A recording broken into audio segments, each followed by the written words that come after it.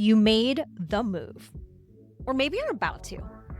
Or maybe you're still in it, showing up, performing, delivering, while something quiet in the background keeps saying, this is not it. Either way, something has shifted and you can't unknow it. Here's what nobody tells you. The landing strip is a little rocky once you come down from the high of accomplishment. There are moments of real excitement, real clarity, like, yes, this is exactly where I'm supposed to be. And then night comes, and the anxiety rolls in, the what ifs, the what am I actually doing? Not because you made the wrong choice, by the way, but because you're standing in the space between who you were and who you're becoming. Done pretending this is enough, done pushing through, done ignoring the thing that keeps pulling at you. That's exactly where this podcast lives. I'm Laura Dionisio, founder of Lead Intact, and I've been exactly where you are. The corporate success that stopped feeling like success, the leap that was equal parts terrifying and necessary, the messy, non-linear process of building something that actually fits and learning to trust yourself through all of it. This is the pivot point. Real conversations about what's actually happening beneath the surface and what it takes to build a life that feels as good as it looks. Not just the wins, the attempts too. Because I'm not here to romanticize the journey. I'm here to show you what it's really like. Let's get into it. Welcome back, my friends, to another episode of the Pivot Point podcast with your host, moi, Laura Dionisio.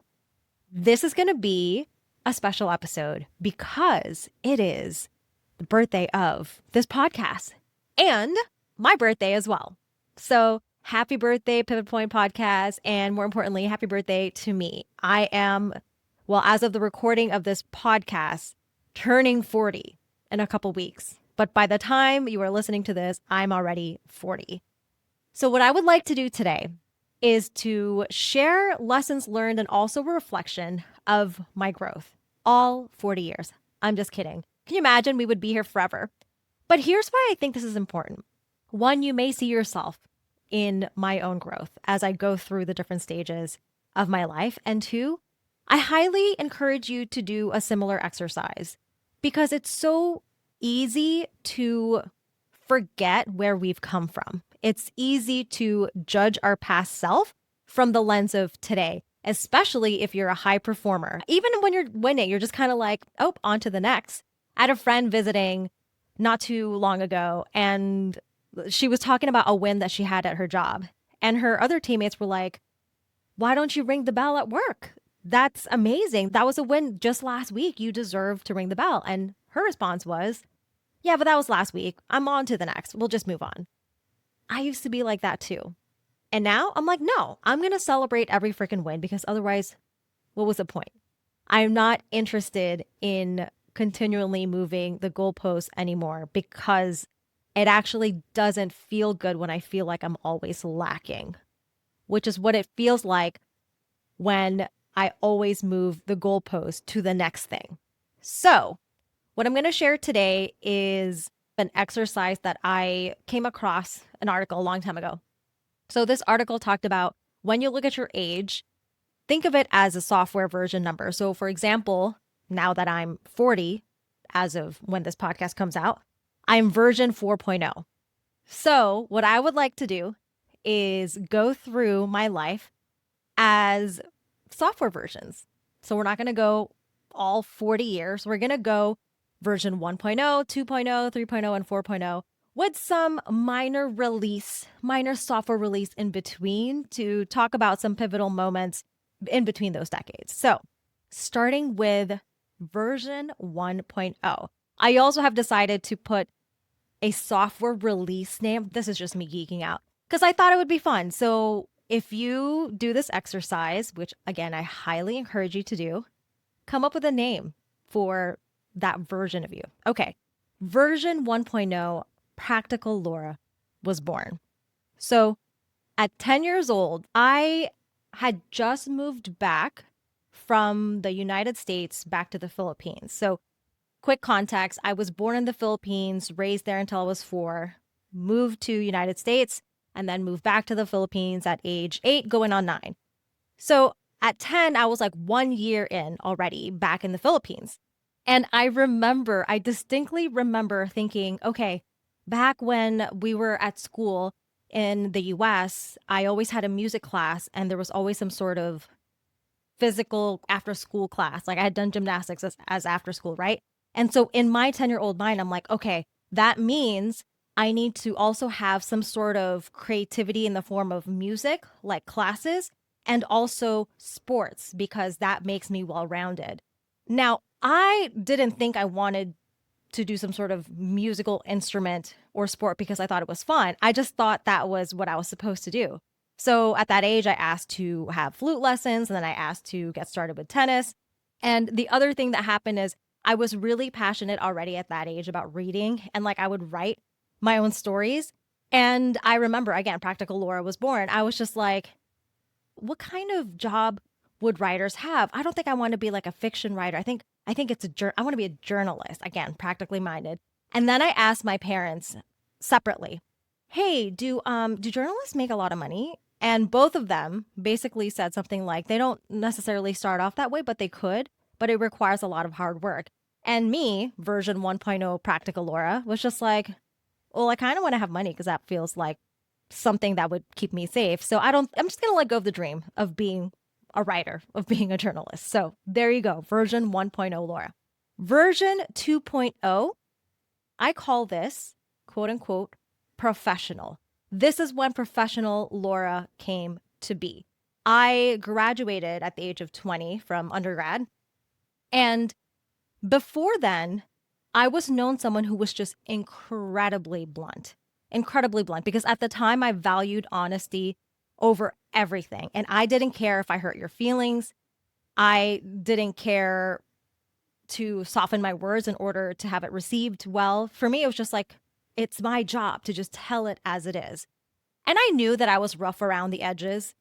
A lot of people would say, like, wow, did you really have to say that, Laura? And I'd be like, yes, I did.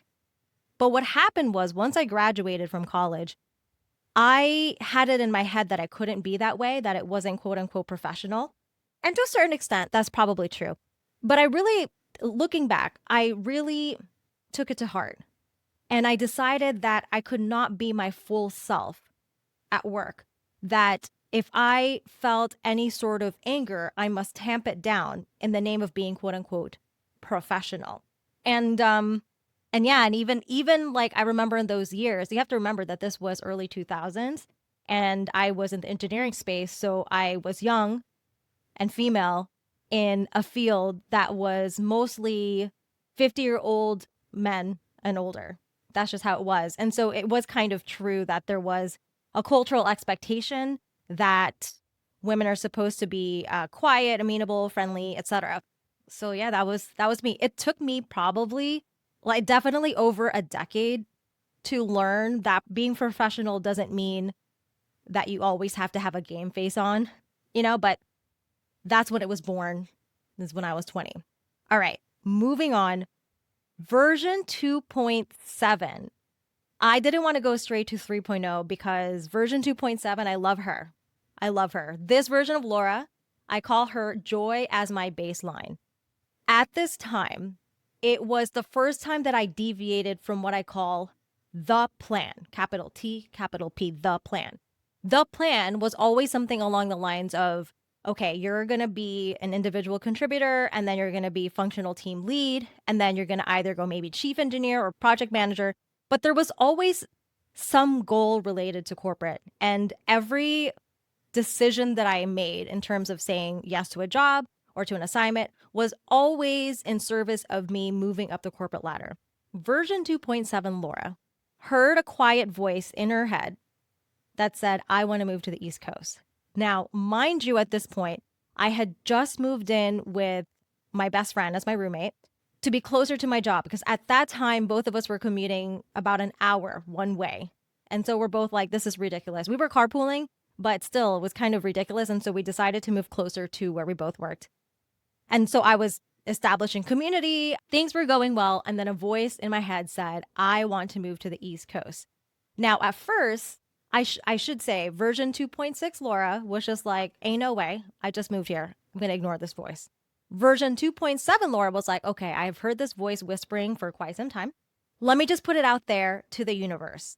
And what I did at that time, it was like the end of the year, which meant that we had performance review, is I had put somewhere in there about, are there additional goals you'd like to have for the following year? I put something like, I am open to opportunities on the East Coast. And then that's it, submitted. Totally forgot about it. My then manager calls me in his office and is like, Laura, what is this note here? You put that you were open to opportunities on the East Coast. And I was like, yeah. And he goes, we don't have an office there or a customer or a supplier. And I was like, yes, I'm aware. And he goes, okay, as you know, just as a reminder, the performance review objectives are meant to be completed by the following year. And I said, yes, I'm aware. And he goes, this is unlikely to happen. I just wanted to level set. And I'm like, yes, I understand, but I just wanted to put it out there. And that was around November of by end of January 2014, my manager stops by my desk and was like, hey, about that thing you wrote about open to opportunities to the East Coast, is that still true? And this is why I have such love for version 2.7 Laura, because I put it out in the universe with zero expectation. I said yes. And things were not easy at first. Like, I didn't know what my exact role was. It was a high visibility project. I had to give a daily report. It was cold as fuck. I'd never experienced -6 degrees Fahrenheit. I didn't understand that it could be so cold that your eyes would just cry without you wanting to cry. It just happens. And it was the first time that I had felt that level of joy ever. That whole year, and mind you, I didn't even know it was going to end up being a year, I just felt joy as my baseline. Certain things still happened. You know, I questioned some friendships. I questioned some of the way I approached friendship. Like I said, like the logistics of it in the beginning were really frustrating at first. I got locked out of a car in the snowstorm for 3 hours when I only had a light jacket on. You know, like a lot of things happened. And my girl, 2.7 Laura, always had joy as a baseline so that when shitty things happen, I would just drop back down. And I had never felt that level of joy before. I didn't know that I had the capacity to feel that level of joy. And I didn't understand that it was possible to have it as a baseline. And so when, for example, I got stuck in straight up stopped traffic for 3 hours, I was in an okay mood. I was just jamming, eating my snacks. I built a snowman outside. This was during an unexpected snowstorm in April. And yeah, it was such a gift. So many thanks to version 2.7 Laura. And I'm very curious if there is a pivotal moment in your life, or maybe multiple, where you still look back and you're like, damn, I was a freaking badass. Okay, now let's go to version 3.0 Laura.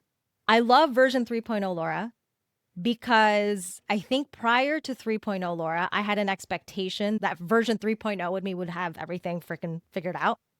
And version 3.0 Laura was just like, nope, I don't got shit figured out. I don't know what I'm doing. And I'm just now getting to know myself. And I freaking love it. So I really have such love for version 3.0 Laura for finally not trying to force myself into a box. Did I still have some unboxing to do, so to speak, after that? Yes. And 3.0 Laura is the reason why I saw myself living in boxes to begin with in terms of like identity. All right, let's go to version 3.5 Laura. This version I call fuck it. Why? Because version 3.3 Laura had a desire to move into a city. So at that time I'd been living in upstate New York.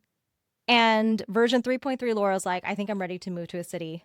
But then version 3.3 Laura was too much stuck into, but I need to know how to make it happen before I admit what I actually want. Version 3.5 Laura, though, she was like, fuck it. I don't know how. I don't know when it's going to happen, but I do know what's going to happen. So version 3.5 Laura, January of 2021, was just like, I want to celebrate my 35th birthday in New York City as a New York City resident. So this would be July.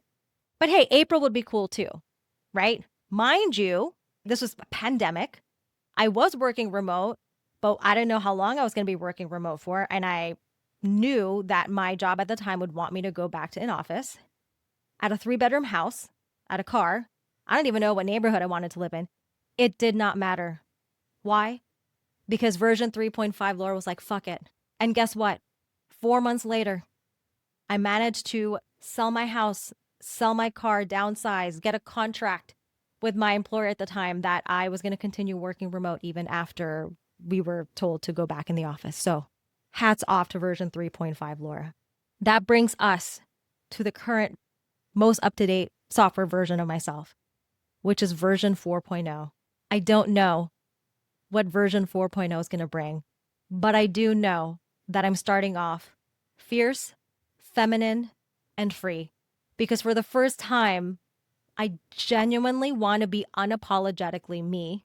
And that means while that, yes, I'm fierce, yes, I'm confident, yes, I will tell you as it is also, yes, I have a huge heart. Yes, I'm soft. Yes, I actually am somebody who has a lot of love to give. And yes, I will still tell you to fuck off if I feel like you're doing me wrong or doing one of my people in my inner circle wrong. Yes to all of it. So I don't know what this year, this decade is going to bring. And just like version 3.0, Laura, I also am looking forward to finding out. I hope this episode has been helpful. I hope you are inspired to create your own version log of your life. Because regardless of where you are right now and how you feel, you have come a long way and you are amazing. If this episode spoke to you, please leave a review, rate it 5 stars. It helps other people find this podcast. Share it with a friend. I'm so thankful for each and every one of you. And with that, I will see you next time. Bye for now. If this episode hits something in you, good. That's not an accident. The discomfort you're feeling isn't a sign that something's wrong with you. It's a sign that you're done. Done living in the done waiting for it to magically feel better. Done being really good at a life that doesn't actually fit you anymore. And if good enough stopped being good enough a long time ago, that's exactly who I work with. I'm Laura Dionisio. I'm a coach for high achievers who are done pretending that checking the boxes is enough and are ready to do something about it. If that's you, let's talk. Book a free clarity call at leadintact.com/booking. We'll figure out together what's actually going on and what your next aligned step looks like. And if you're not quite there yet, that's okay too. Subscribe so you don't miss the next episode. Share this with a friend who needs to hear it. You probably already know exactly who that is. And with that, I'll see you next time.